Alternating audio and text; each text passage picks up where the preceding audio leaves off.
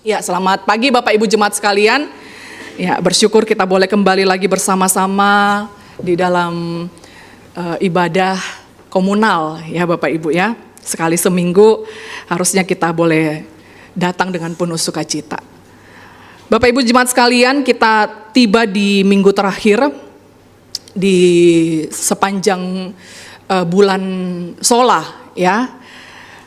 Dan hari ini kita bahas satu tema yang sangat-sangat sering dan familiar sekali orang Kristen mengatakannya, Soli Deo Gloria, kemuliaan hanya bagi Allah saja. Kita buka dalam 1 Tawarik pasal 16, dan kita baca bersama-sama ya, Bapak Ibu jika sudah mendapatkannya. 3, ya. Tuhan, hai suku-suku bangsa, kepada Tuhan sajalah kemuliaan dan kekuatan. Berilah kepada Tuhan kemuliaan namanya, bawalah persembahan dan masuklah menghadap Dia. Sujudlah menyembah kepada Tuhan dengan berhiaskan kekudusan. Demikian pembacaan firman Tuhan. Bapak Ibu Jemaat sekalian, ada yang tahu ini siapa? Hah? Aduh, mohon maaf ya yang angkatan titik puspa, ya, Vina Panduwinata. Mohon maaf tidak kenal ini ya. Kita yang generasi milenial Gen Z pasti tahu ya. Siapa ini? Bams? Apa? Tiara ini aduh. Cuma tahu lokal ya, go internasional dong ya. yang angkatan Nika Ardila gitu. Mohon maaf ya, ini nggak bakalan tahu ini siapa ya. Ya, ini adalah Beyonce. Ya, salah seorang penyanyi dunia yang sangat terkenal sekali ya. Namun belakangan ini Bapak Ibu ada rumor. Ada yang tahu rumornya? Ya, ada rumor yang beredar bahwa Beyonce ini adalah artis yang sangat cemburuan terhadap karir penyanyi lain. Ya, isu ini memang belum tahu ya ini benar atau tidak, tapi ini muncul dan memang mungkin kebanyakan netizen itu berpikir ini benar begitu ya. Isu ini muncul karena beberapa penyanyi lain yang menang awards, biasanya kan mereka ada awards gitu ya, dan biasanya kalau ada pemenang yang menang awards itu biasanya ada speech dulu, mereka ada pidato begitu ya. Dan di dalam setiap pidato penyanyi-penyanyi yang menang ini ada seperti peraturan tidak tertulis Bapak Ibu. Peraturan tidak tertulis itu apa? Di mana penyanyi-penyanyi yang menang awards ini, selain Beyonce tentunya ya, harus menyebutkan ucapan terima kasih kepada Beyonce ini. Ya. Bahkan ini peristiwa yang sangat terkenal ya, tahun 2017 kemarin itu Adele gitu ya, seorang penyanyi terkenal asal Inggris. Dia mengungkapkan rasa terima kasihnya yang kalau Bapak Ibu lihat itu terlalu lebay. Bahkan dia mengucapkan rasa terima kasihnya kepada Beyonce ini lebih duluan ketimbang terima kasihnya kepada orang tua, kepada keluarga, kepada suaminya. Disertai dengan sebuah pujian yang wah luar biasa sampai dia nangis-nangis, dibilang terima kasih Beyonce gitu ya. Dan ada asumsi bahwa penyanyi-penyanyi ini yang mengungkapkan terima kasihnya kepada Beyonce ini itu harus melakukan itu karena apa? Takut karir mereka meredup atau bahkan hidupnya terancam. Dan memang ada beberapa penyanyi-penyanyi yang menang awards ketika mereka speech, ketika mereka pidato, itu mereka nggak menyebutkan nama Beyonce, mereka nggak terima kasih sama Beyonce, akhirnya karirnya meredup, bahkan hilang di tengah lautan, gitu ya. Ya, Bapak Ibu sekalipun memang teori ini belum dipastikan kebenarannya karena memang belum ada klarifikasi langsung dari Beyonce. Tapi kemungkinan bisa benar ya, karena Beyonce ini bestian sama P. Diddy itu ya, tahu ya informasi ini. Mohon maaf sekali lagi yang aliran Vina Panduwinata nggak akan ngerti ini ya. Ya, tapi saya nggak akan jelaskan ya. Jadi muncul peristiwa-peristiwa yang dikaitkan dengan kemungkinan teori ini, maka akhirnya netizen tuh berasumsi bahwa kemungkinan mungkin isu ini adalah satu kebenaran. Ya, Bapak Ibu terlepas dari berita ini itu adalah benar atau tidak, memang orang-orang seperti ini banyak Bapak Ibu. Ya, bahkan mereka akan berpura-pura terharu ketika mungkin orang lain mengucapkan terima kasih kepadanya, tapi justru mungkin orang yang ini nih, mereka memang mengatur, mengkondisikan, memaksa orang lain untuk melakukan itu. Ya. Orang lain terpaksa memuji-muji dia karena takut dia ngambek. Takut dia marah, bahkan mengancam hidupnya. Dan orang seperti ini banyak Bapak Ibu. Sekali lagi ya, saya tidak peduli ini teori konspirasinya ini benar atau enggak gitu ya. Tapi dalam kenyataan realitanya Bapak Ibu, orang seperti ini tuh banyak. Orang seperti ini tuh banyak. Lebih celaka lagi, di gereja juga banyak Bapak Ibu. Orang Kristen juga banyak seperti ini. Pengen namanya disebut-sebut, saya tuh yang sumbang AC. Saya tuh yang sumbang kursi. Ya. Padahal cuma nyumbang satu gitu ya, tapi diungkit-ungkit terus ya. Pengennya tuh diperhatikan terus, ya. Pengennya tuh dibujuk-bujuk terus, pengennya dielus-elus terus, pengennya disanjung-sanjung. Bapak Ibu, saya nggak terlalu peduli lalu mau lakukan itu di luar, mau di tempat kerja, kayak mau di sekolah, di kampus, di rumah, terserah Bapak Ibu. Tapi kalau sudah bawa-bawa sifat sindrom Beyonce ini ke dalam gereja Bapak Ibu, itu sangat celaka sekali. Tempat di mana kita tuh yang harusnya memuliakan Tuhan, meninggikan Tuhan, semua datang ke sini pasti tujuannya apa? Menyembah Tuhan, benar ya? Tapi kalau kita bawa sindrom Beyonce ini ke dalam gereja, itu kan bukan sesuatu hal yang sangat celaka sekali Bapak Ibu. Bapak Ibu, kalau mau diekspos kehidupan gelap gereja-gereja, mungkin kita akan malu Bapak Ibu. Coba kalau kehidupan gereja masuk Lambe Turah. Saya ini followers garis keras Lambe Turah ini. Karena dari situ saya bisa dapat ilustrasi Bapak Ibu. Saya tahu Beyonce ini karena tahu dari Lambe Turah Bapak Ibu ya. Jadi karena tahu dia supaya bisa up to date gitu dengan apa yang lagi viral begitu. Bapak Ibu, PDD, Beyonce itu mereka public figure. Apa yang mereka lakukan itu kita bakalan tahu begitu. Tapi bagaimana jika kehidupan gereja juga diekspos Bapak Ibu? Kalau kehidupan gereja itu akan diekspos, mungkin nggak jauh berbeda Bapak Ibu dengan kehidupan sekuler yang kita selalu kaitkan itu dengan kehidupan duniawi. Mungkin nggak jauh beda. Di tempat kerja mungkin ada iri hati, di gereja juga ada kok. Di luar gereja ada dendam, amarah, kebencian, di gereja juga ada. Ya, di sekuler itu ada sikut menyikut, sama di gereja juga ada. Gitu. Di dunia sekuler ada orang yang pengennya dihormati, pengennya ngatur, pengennya semua ikut kemauannya. Di gereja juga ada. Padahal kita tahu yang kita datang ke gereja itu untuk menyembah, memuliakan Tuhan. Soli Deo Gloria, itu kan kalau kita habis doa pelayan-pelayan, Soli Deo Gloria. Tapi kenyataan realitanya nggak seperti itu Bapak Ibu. Mengapa tempat yang justru tempat di mana kita menguduskan, memuliakan nama Tuhan itu menjadi tempat yang pada kenyataannya 11-12 kok dengan dunia di luar sana begitu.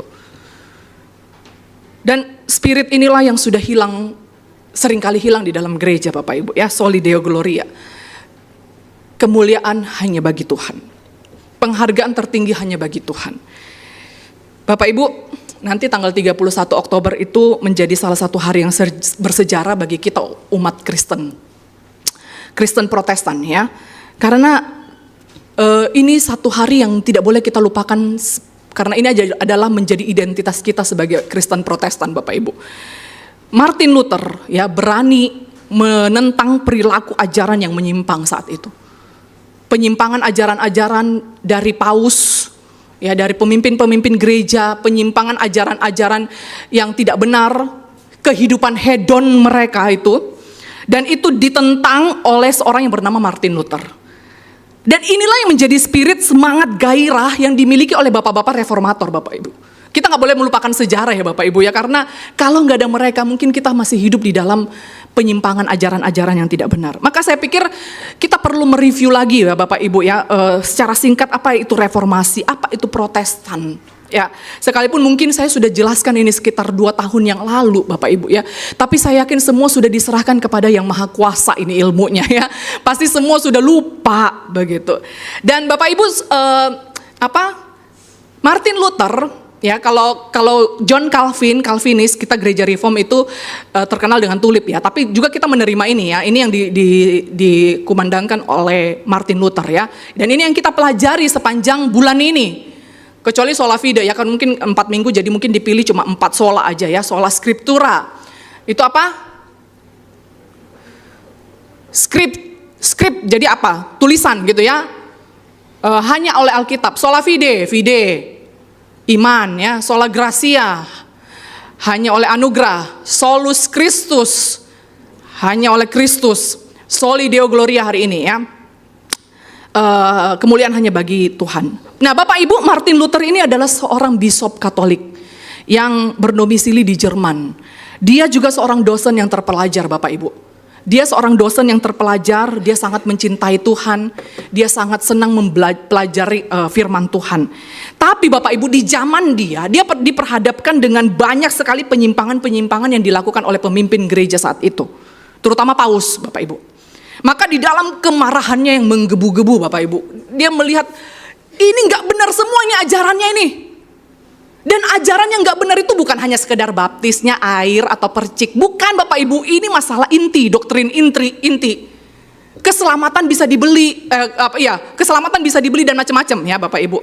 Sehingga Bapak Ibu pada tanggal 31 Desember dia memakukan 95 tesis, 95 dalil, 95 pernyataan menentang apa yang diajarkan oleh Paus pada saat itu di depan gereja Wittenberg. Sebuah gereja yang sangat besar dan dia tempelkan itu dengan sangat berani. Bapak Ibu, waktu itu konsekuensi ketika orang melawan Paus itu mati. Saat itu. Apalagi ini dilakukan oleh seorang bisop, orang yang cendekiawan, itu tidak boleh hukumnya Bapak Ibu.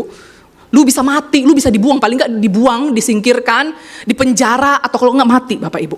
Dan ini dia lakukan pada tanggal 31 Oktober 1517. Bapak Ibu, kita berhutang budi nih sama Martin Luther. Jadi jangan pernah lupakan sejarah ini Bapak Ibu. Karena kalau kita belajar ini, semangat kita juga membara Bapak Ibu. Saya tadi malam belajar lagi beberapa hari ini ya, belajar tentang Martin Luther itu saya bilang, wih luar biasa keberaniannya Bapak Ibu. Jadi apa yang dia tentang? Yang pertama itu surat indulgensia Bapak Ibu. Bapak Ibu, apa itu surat indulgensia? Bapak Ibu, pada saat itu gereja Katolik yang dipimpin oleh Paus Leo yang ke-10 itu menjual surat pengampunan dosa atau yang disebut dengan indulgensia atau indulgensi gitu ya. Ini surat penghapusan dosa. Jadi bayangin Bapak Ibu, kalau kita mau dihapus dosanya, lu harus beli surat. Ini doktrin sepele atau doktrin inti Bapak Ibu? Kalau mau selamat, lu harus beli surat. Surat yang dikeluarkan oleh gereja saat itu, dan ketika kamu sudah diberikan itu, dosamu diampuni. Ini doktrin inti atau doktrin sepele? Hah? Doktrin inti ini Bapak Ibu ya.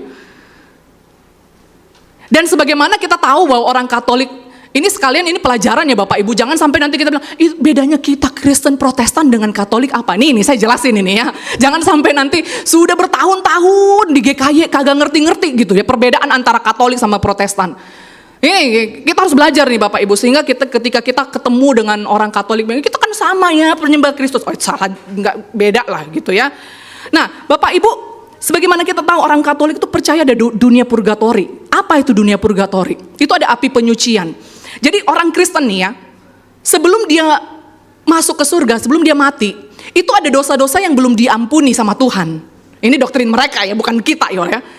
Ada dosa-dosa yang belum diampuni oleh Tuhan, dan itu harus disucikan dulu di neraka kecil istilahnya ya, di api penyucian itu sebelum lu masuk ke surga. Begitu. Itu doktrin mereka. Ya. Jadi mereka tuh percaya bahwa sebelum mati ada dosa-dosa yang belum sempat kita minta ampun, dan kita harus masuk dulu di dalam dunia itu. Jadi nggak bisa tuh kita ketika ada kebaktian penghiburan telah berpulang ke rumah Bapa di surga, itu nggak ada kalimat itu tuh. Karena apa? Pasti lu melewati api penyucian ini, dunia purgatori. Dan durasi kita berada di sana Bapak Ibu nggak sama. Tergantung berapa banyak dosa kita, tergantung bagaimana orang-orang yang sudah masih hidup itu mendoakan orang-orang mati. Makanya mereka percaya bisa mendoakan orang mati. Karena apa? Supaya mempercepat proses mereka ada di dunia purgatori. Dan beli surat indulgensia ini. Jadi surat indulgensia ini tidak hanya untuk mengampuni orang-orang yang hidup, tapi juga mengampuni dosa orang-orang yang sudah mati. Ini kan celaka Bapak Ibu. Bapak Ibu, kalau Bapak Ibu yang dengar ini itu pasti aneh. Ih kok aneh banget. Tapi zaman itu sangat-sangat lazim. Dan Bayangkan Bapak Ibu kalau Martin Luther nggak protes. Ya, sampai sekarang kita masih beli surat indulgensia itu loh. Sampai sekarang kita masih disesatkan dengan pola pikir, oh saya masuk surga karena saya beli surat indulgensia. Bahaya Bapak Ibu. Dan kita berutang budi nih sama Martin Luther. Ya, jadi pengampunan itu semata-mata hanya anugerah Tuhan. Tidak ada yang bisa memberikan pengampunan itu kecuali Kristus yang sudah mati di atas kayu salib. Bukan paus, bukan gereja yang mengeluarkan surat. Ini hal yang pertama ditentang. Yang kedua Bapak Ibu, keduniawian para pemimpin gereja. Bapak Ibu, waktu itu paus dan para kardinal-kardinal, klerus-klerusnya itu Bapak Ibu, itu hidup di dalam kemewahan dan korup. Dan salah satu korupnya itu mereka karena hasil penjualan surat indulgensia itu. Mereka ada penyelewangan terjadi. Memang waktu itu diperuntukkan untuk membangun gereja Basilika gitu ya. Basilika. Tapi itu diselewengkan, dikorupsi oleh para kardinal-kardinal ini.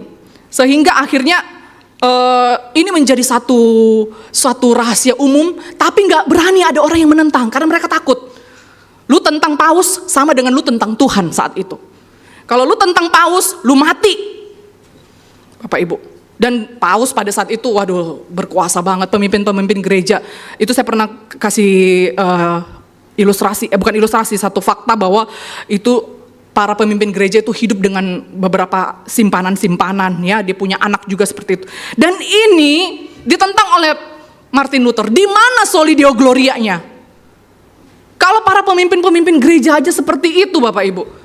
Hidup di dalam keduniawian, hedonnya luar biasa. Hidup di dalam perzinahan. Di mana Solideo Glorianya? Yang ketiga Bapak Ibu. Yang ketiga saat itu, pada saat itu orang awam sangat percaya kepada paus, ya, untuk menafsirkan Alkitab. Apa yang dikeluarkan paus itu setara dengan Alkitab. Kenapa? Karena mereka nggak bisa baca Alkitab. Mereka nggak bisa baca Alkitab. Jadi pada saat itu Bapak Ibu, orang awam ini, ya, jemaat-jemaat ini tidak boleh baca Alkitab. Yang hanya boleh baca Alkitab itu teolog-teolog, bisop, uskup, paus, cendekiawan-cendekiawan. Hanya itu yang boleh baca Alkitab dan mengerti dan menafsirkan Alkitab. Karena apa? Bahasa Alkitab pada saat itu hanya ada di dalam bahasa Latin, Bapak Ibu. Coba Bams, kamu tahu nggak artinya ini Bams? Oh, saya tahu ini. Karena begitu besar kasih Allah akan dunia ini. Nah, itu artinya ya. Bapak Ibu sama, begitu butanya Bapak Ibu saat ini baca ini artinya apa? Sama, jemaat saat itu kayak gitu tuh. Apa Alkitab gini? Ini Yohanes 3:16 Bapak Ibu. Kagak ngerti. Dan semua waktu itu uskup-uskup gitu belajar bahasa Latin. Mereka belajar bertahun-tahun dan mereka ngerti semuanya. Ngapain? Kita nggak ngerti. Dan itu dibiarkan Bapak Ibu. Ya. Dan ini yang ditentang oleh Martin Luther. Luar biasa ya dia ya. Sehingga Bapak Ibu dia menerjemahkan Alkitab di dalam bahasa Jerman saat itu. Dan itu ditentang oleh paus. Dikatakan dia pengkhianat. Dia asistennya setan begitu ya. Gara-gara menerjemahkan Alkitab di dalam bahasa Jerman dan menempelkan 95 dalil itu. Ya, padahal Bapak Ibu ini ada satu firman Tuhan dan banyak ya. Dikatakan tetapi kamu adalah bangsa yang terpilih, imamat yang rajani, bangsa yang kudus. Dan saya highlight itu imamat yang rajani. Apa itu imamat yang rajani? Itu adalah terlepas dari latar belakang atau kedudukan sosial dari setiap orang-orang Kristen. Itu dia mempunyai peran imamat yang rajani. Artinya adalah dia bisa menafsirkan Alkitab sendiri, dia bisa melayani. Ya, orang Kristen ketika mau mengaku dosa nggak perlu pakai imam-imam seperti perjanjian lama. Lu bisa datang sendiri kepada Tuhan. Ya, dia bisa bebas datang kepada Tuhan tanpa perlu pengentara manusia lagi. Kita punya akses sebebas-bebasnya kepada Tuhan. Kita punya akses harusnya kepada firman Tuhan. Itu imamat yang rajani. Tapi Bapak Ibu melalui gerakan protes dari Martin Luther inilah orang awam yang saat itu sangat buta Alkitab, nggak bisa baca Alkitab Bapak Ibu, akhirnya bisa baca Alkitab dalam bahasa Jerman. Dan ini menjadi pintu masuk orang jadi melek Alkitab Bapak Ibu. Dan Bapak Ibu bayangkan kalau Martin Luther tuh nggak protes saat itu. Mungkin kita akan tetap buta Alkitab, percaya doang gitu ya. Paus terjemahin apa? Oh ya ikut bener itu yang diterjemahin Paulus. Padahal salah bisanya. Ya, atau kita mungkin masih jual beli surat indulgensia. Atau kita berpikir, oh ya, pemimpin agama seperti Tuhan begitu. Bapak Ibu, ini baper yang benar kalau saya mau bilang ya. Bahkan sampai di akhir hidupnya Bapak Ibu, dia di dalam penjara, dia tetap berusaha menerjemahkan Alkitab. Dia kurang lebih 10 tahun Bapak Ibu menerjemahkan Alkitab itu ke dalam bahasa Jerman. Dan ini menjadi proyek besar di dalam hidupnya. Bapak Ibu, ini baper yang benar ya. Baper yang alkitabiah Bapak Ibu. Baper karena kemuliaan Tuhan itu sudah tidak ada lagi di dalam gereja. Baper itu karena ajaran di dalam gereja itu sudah tidak sehat lagi sehingga dia baper. Dia menentang, dia berani konflik di dalam gereja. Bukan baper karena apa Bapak Ibu? Bukan baper karena saya nggak dikunjungi, ya, saya tidak dilibatkan. Isi aja tuh sendiri, gitu ya. Saya tidak dibujuk-bujuk, saya tidak disapa, gitu ya. Saya tidak didengarkan, saya tidak dimengerti, saya tidak dituruti. Ini celaka banyak orang Kristen yang seperti ini di gereja Bapak Ibu. Ketimbang baper yang alkitabiah begitu ya, seperti dilakukan oleh Martin Luther ini. Berani dia konflik, kenapa? Karena soli Deo Gloria itu sudah tidak ada lagi di dalam gereja. Di dalam pemimpin-pemimpin gereja itu. Bapak Ibu, kalau kita mau lihat ya di dalam ayat kita hari ini, 1 Tawarik 16 ayat 29. Berilah kepada Tuhan kemuliaan namanya. Bawalah persembahan dan masuklah menghadap Dia. Sujudlah menyembah kepada Tuhan dengan berhiaskan kekudusan. Pertanyaannya, apa yang harus kita beri untuk memuliakan Tuhan? Saya yakin di sini ketika kita ditanya, kamu datang ke sini untuk apa? Hidupmu untuk apa? Untuk memuliakan Tuhan. Ya. Tapi dari buku yang saya baca Bapak Ibu ya, seorang teolog reform yang bernama John Stott gitu ya, dia tulis buku The Living Church. Dia mengaitkan Bapak Ibu, dia mengaitkan memuliakan Tuhan itu dengan ibadah kita. Ya, dan ada beberapa jenis ibadah yang dia sebutkan di sini. Ya, ibadah, jadi memuliakan Tuhan itu terkait dengan ibadah kita. Terkait dengan ibadah kita, ya. Dan apa saja ibadah itu bukan hanya sekedar kita datang kumpul begini ya Bapak Ibu. Yang pertama adalah ibadah yang alkitabiah. Ibadah yang alkitabiah maksudnya adalah suatu ibadah yang berpusat kepada firman Tuhan. Setiap ibadah-ibadah di dalam gereja itu harus fokusnya kepada firman Tuhan, ya. Jadi firman Tuhan itu bukan tambahan. Ya, bukan aspek yang boleh ada, boleh enggak, ya. Di dalam ibadah Kristen itu bukan. Ibadah, setiap ibadah apapun namanya, yang mau persekutuan lah, apalah segala macam, itu harus ada firman Tuhan, itu ibadah yang alkitabiah. Makanya di dalam ibadah apapun Bapak Ibu harusnya ada firman. Ya, mau kalau di KW itu ya ada cooking class lah, senam sehat lah, walaupun judulnya kayak begitu, tetapi tetap harus ada firman Tuhan yang disampaikan, ya. Dan sikap kita ketika pemberitaan firman Tuhan itu menunjukkan apakah kita memuliakan Tuhan atau tidak. Ya, Bapak Ibu, saya itu ketika dengar firman, bukan mau sombong-sombongan ya Bapak Ibu ya. Sampai sekarang Bapak Ibu, kalau saya dengar firman Tuhan tuh nggak pernah ngantuk. Beneran. Ini bukan saya sekali lagi ya, bukan saya mau sombong-sombongan. Seingat saya bisa 1-2 kali tuh ngantuk karena saya tuh waktu itu begadang, anak sakit, kompres anak sakit sehingga nggak tidur semalaman Bapak Ibu. Tapi selebihnya itu nggak pernah. Kalaupun tergoda untuk misalnya tergoda dengan misalnya gangguan apa mulai itu ya, pikiran kita ini liar kan Bapak Ibu. Saya pasti catat supaya membuat saya fokus dengarkan firman Tuhan. Itu bukan semata-mata saya karena hamba Tuhan Bapak Ibu, bukan.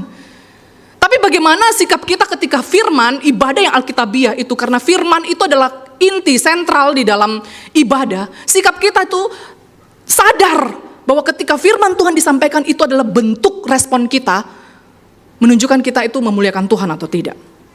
Bapak Ibu, biasanya di dalam sebuah konser band penyanyi besar itu ya, biasa ada band-band pendamping ya. Misalnya misalnya kalau Blackpink gitu ya, konser gitu.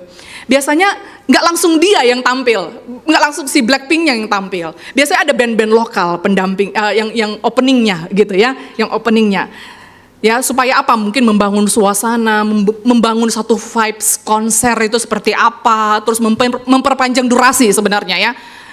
Biasanya orang nggak terlalu memperhatikan Bapak Ibu ketika band-band pendamping ini, band-band lokal ini tampil. Ya, mereka mungkin kalau saya lihat video-videonya ada yang lagi make up-an gitu ya. Penontonnya maksudnya ya, ada yang lagi ngobrol, sementara band lokal ini lagi manggung begitu ya.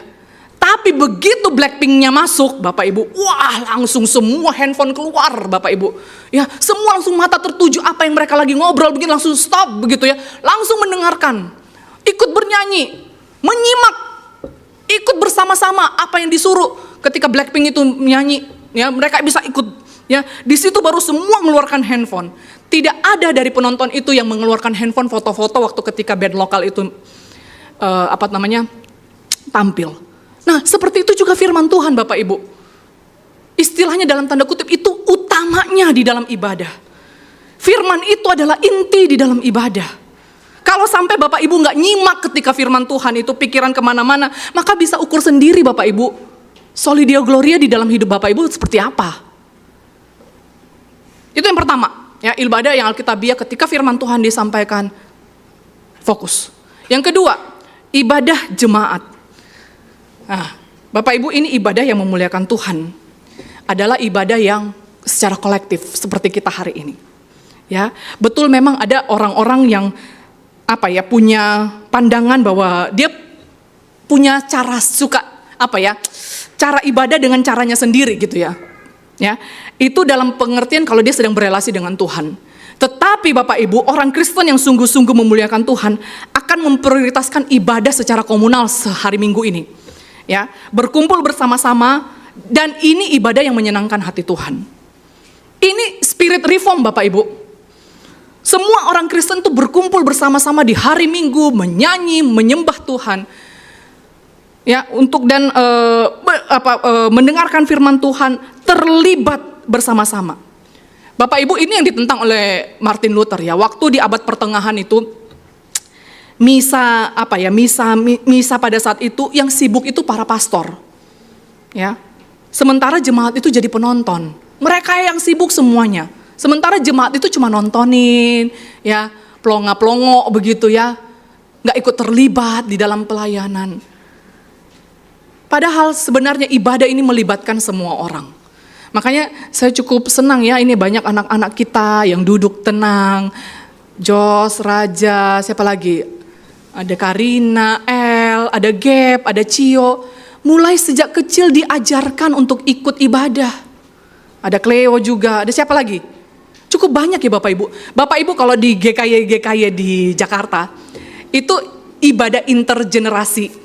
Itu jadi satu program Bapak Ibu. Jadi nggak tiap minggu. Intergenerasi itu maksudnya apa? Semua dari anak-anak sekolah minggu, remaja, pemuda, lansia, semua ibadah di dalam satu ruangan. Jadi nggak split gitu ya, nggak sekolah minggu sendiri, dewasa sendiri. Tapi bagusnya kita ya, ini bukan satu program, tapi ini tiap minggu. Dan saya senang Bapak Ibu, dilatih anak-anak sejak dini untuk ikut di dalam ibadah, gitu ya. Ada Gap tadi, si Cio juga tadi ya belajar juga ngomong walaupun mungkin dia tapi dia ngomong begitu, dia baca, dia nyanyi di situ. Nah mungkin nanti selanjutnya bisa anak-anak diajarin ikut nyanyi ya yang sudah bisa baca, gitu. Bapak Ibu ini semenjak kecil tuh diajarkan pentingnya ikut ibadah, sehingga nanti ketika mereka remaja, pemuda nggak kagok, bingung gitu loh, oh gini toh ibadah dewasa gitu, ya. Jadi jangan jauhi ibadah-ibadah komunal Bapak Ibu. Ketika kita belajar untuk ibadah bersama-sama, ini adalah satu spirit kita memuliakan Tuhan. Bentuk kita memuliakan Tuhan juga. Yang ketiga, ibadah yang rohani. Bapak Ibu, bukan hanya sekedar kita datang ikut ibadah, tapi yang terpenting adalah hati kita diubahkan melalui ibadah ini. Betul memang ketika kita ibadah kita perlu sikap hormat. Perlu menjaga diri kita, perlu menjaga fokus kita untuk mendengarkan firman, bernyanyi, mengeluarkan suara kita dengan baik. Karena yang kita puji itu Allah, yang penuh dengan kemuliaan. Ya, Waktu kita ikut pengakuan dosa, makanya waktu ketika pengakuan dosa, stop dulu di depan sana kalau ada yang terlambat, jangan dulu masuk supaya jemaat itu bisa ikut pengakuan dosa dengan hikmat. Tetapi bukan hanya sebatas itu Bapak Ibu, cuma ikut-ikutan, habis ini pengakuan dosa, ya duduk, berdiri, ikut nyanyi, ini segala macam sampai doa berkat. Tidak Bapak Ibu, bukan hanya sekedar kita ikut rangkaian liturgi, tapi apakah kita betul-betul menjumpai Kristus. Waktu pengakuan dosa, sikap kita, Tuhan betul aku harus mengakui dosa. Aku datang dengan penuh banyak dosa Tuhan.